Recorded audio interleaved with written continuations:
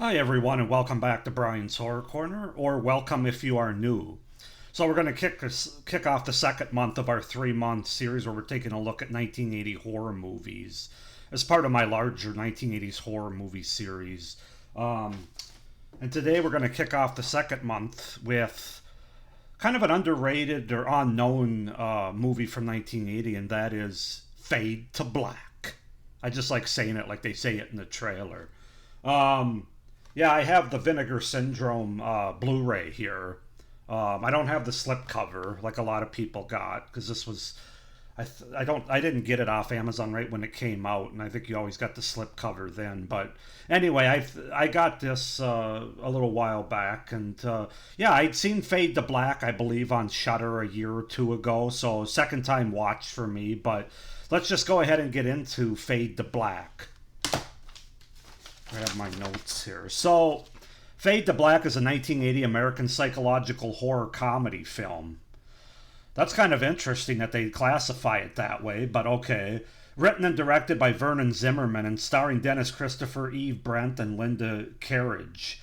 It also features Mickey Rourke and Peter Horton in minor roles. The plot follows a shy and lonely cinephile who embarks on a killing spree against his oppressors while impersonating classic film characters.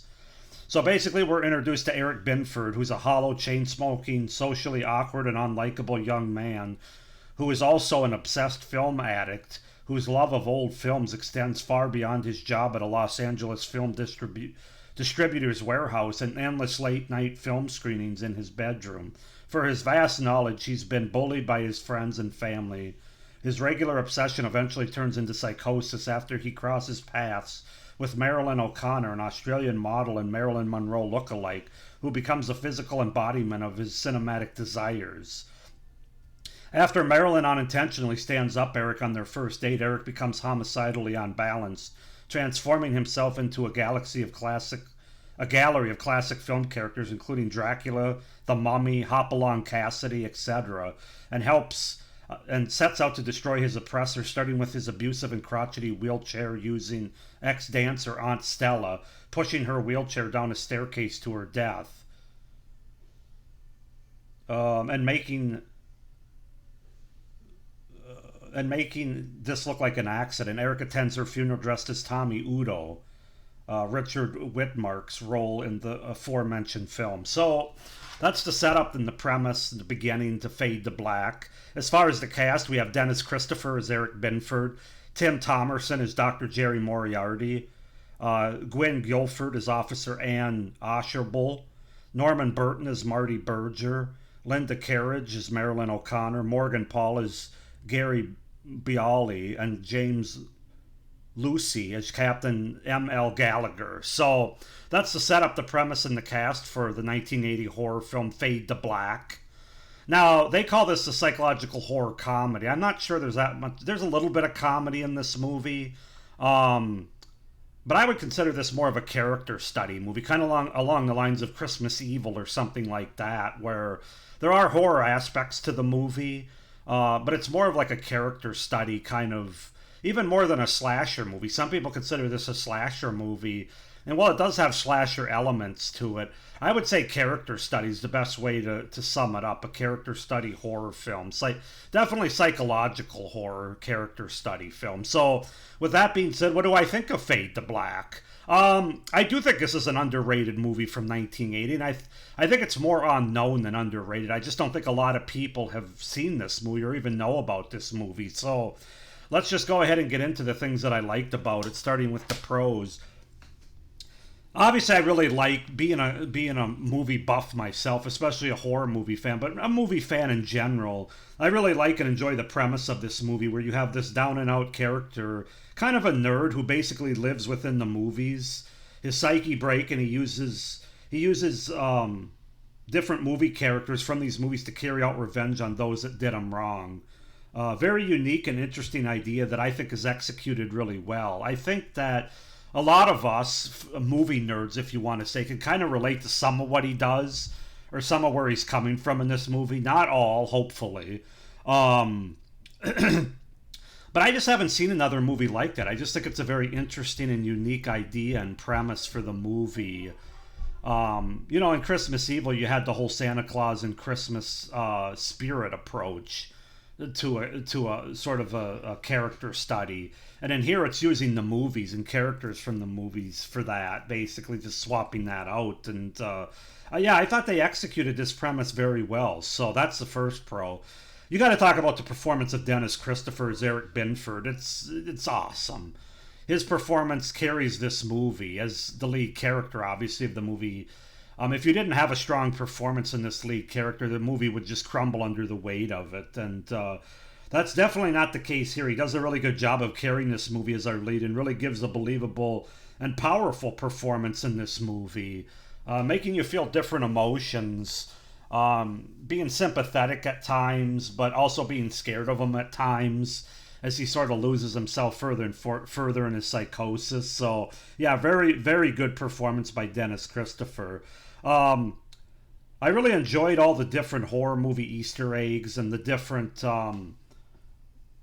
movies in general that they use throughout this movie. You got posters of Halloween and Tourist Trap, movies that just came out before this one or 2 years before, in this distributor company that he works for. You have Night of the Living Dead footage, as well as many other quotes and famous quotes and footage from other movies that just really help not only do they help the runtime and the efficiency of the pacing of this movie, but they're just really fun sort of movie references and things to sort of get behind that you can have fun with. So I really enjoyed that. The title of the movie, I think, is so apropos because it really does describe the breakdown of this main character, playing movie characters that are and eventually fading towards the darkness as he becomes more and more ill. I just think it's brilliant. Fade to black. That's basically what this character does as he loses it. And then obviously it's a metaphor for movies in general, because you have, movies, there's a lot of scenes fade to black before they go to the next scene with editing and stuff. So really like the title of this movie. I think the makeup and the costumes used as the movie characters were really solid and cool looking. He plays Dracula, where he's got all the makeup on and even the fingernails, the Mummy, Hopalong Cassidy, the masks, the makeup. It all just works very well, and it doesn't look overly cheesy. I think they did a really good job with that. It is a really good character study of our main character that is verbally abused, bullied, kind of an outcast that uses movies and characters of those movies as part of his mental breakdown to sort of escape at first, and then to get revenge on his oppressors as he goes further into madness. It's just a very well-written character with a lot of backstory and a lot of relatable and sympathetic qualities that he has. Like I said, a lot of us movie buffs can relate to a lot of it, hopefully not killing people. Yeah, I just think that was very well done, very well written. He's sympathetic to a point. I think this movie has a really good third act that builds to a pretty climactic confrontation, and it ends the movie on kind of a sad note and a scary note at the same time. It's got a really good finale, in my opinion.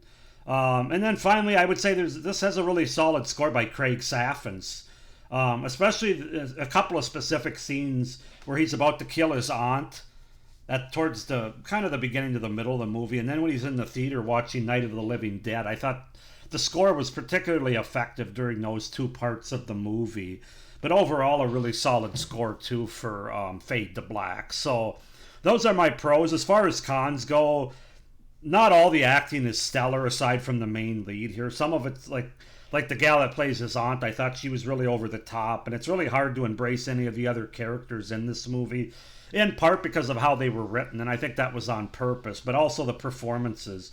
A lot of the side characters are pretty poorly written and forgettable. They're kind of one-trick characters that are just kind of there to be the oppressors or the people that we're not supposed to like. The whole social worker, doctor, and police department dynamic really didn't play well for me. I think part of it is they introduced them at the beginning, and then you go a lot of scenes and a lot of time without visiting them again. I think they just did a poor job or had a hard time sort of mixing them into the overall main plot, which of course is Dennis Christopher's character, and then they pop up at the end, but they don't really do anything. I just thought that whole part could have been handled better. That's probably the biggest con with this movie, frankly. I just don't think that it didn't really play well for me. And the characters were just kind of hard to get behind and felt kind of unnecessary and not as connected to the main plot as they might have been had this been a more solid movie from that standpoint. And then my final one isn't really a con, but this isn't a really gory movie. There is some blood, but it doesn't really need to be a gory movie. It's kind of like Christmas Evil. This is a psychological horror character study movie. So, but for the gore hounds out there, if you are somebody that's just looking for gore, then this movie's probably not going to satisfy you.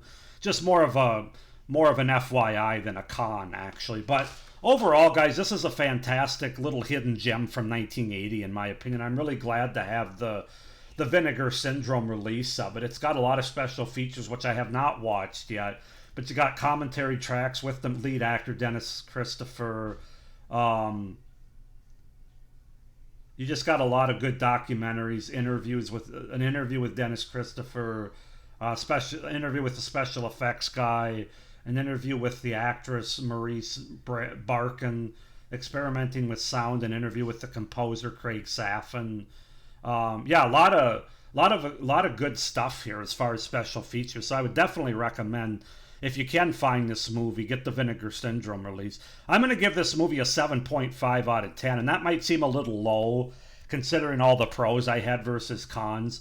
But it isn't a perfect movie, and it's not an overly scary movie, but it is a very well done movie with our lead performance and just the overall idea and premise being executed like it is. So 7.5 out of 10 for Fade to Black from 1980. Go ahead and comment down below if you guys have seen this movie, what you think of Fade to Black. Do you like it more or less? Why not? Please like this video, hit the little notification bell, and subscribe to my channel so you don't miss any of my upcoming reviews for the year 1980 in the next couple months here, or any of my other great horror content throughout the rest of this year and into next year. So with that being said, I hope everybody's doing well. I hope you're enjoying this review series overall, and as always, stay scared. Bye.